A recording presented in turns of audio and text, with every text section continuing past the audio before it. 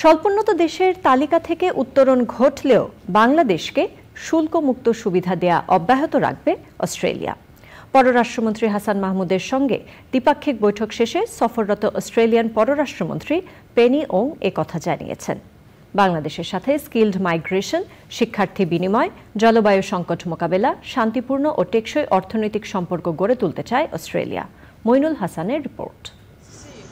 দুদিনের সফরে ঢাকায় এসেছেন অস্ট্রেলিয়ার পররাষ্ট্রমন্ত্রী পেনি ওং।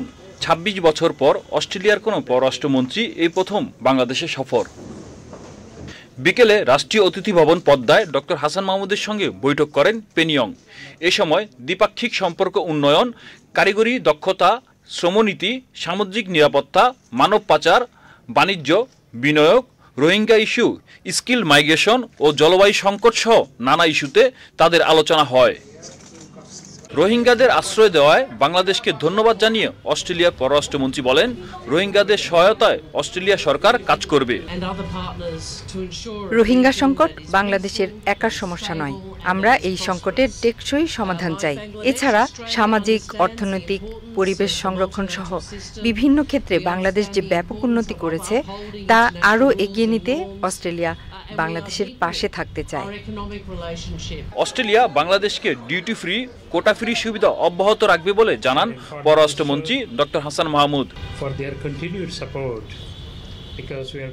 বাংলাদেশে বিনিয়োগের জন্য অস্ট্রেলিয়ার প্রতি আহ্বান জানিয়েছে। এছাড়া কর্মীদের দক্ষতা উন্নয়নে সহযোগিতা চেয়েছে। আমরা অস্ট্রেলিয়ায় দক্ষ অভিবাসী পাঠাতে চাই। বৈঠকে মানব পাচার প্রতিরোধ নিয়ে আলোচনা হয়েছে। এই খাতে আমরা একযোগে কাজ করব বলে জানিয়েছি। বাংলাদেশের ১০০টি বিশেষ ইকোনমিক জোন এবং ৪০টি আইটি ভিলেজে জ্বালানি ও পরিবেশ সংরক্ষণে সহযোগিতা নিয়ে আলোচনা হয়েছে।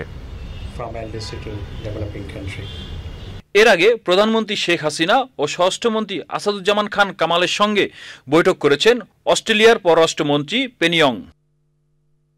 Moinul Hasan, channel I, Dhaka.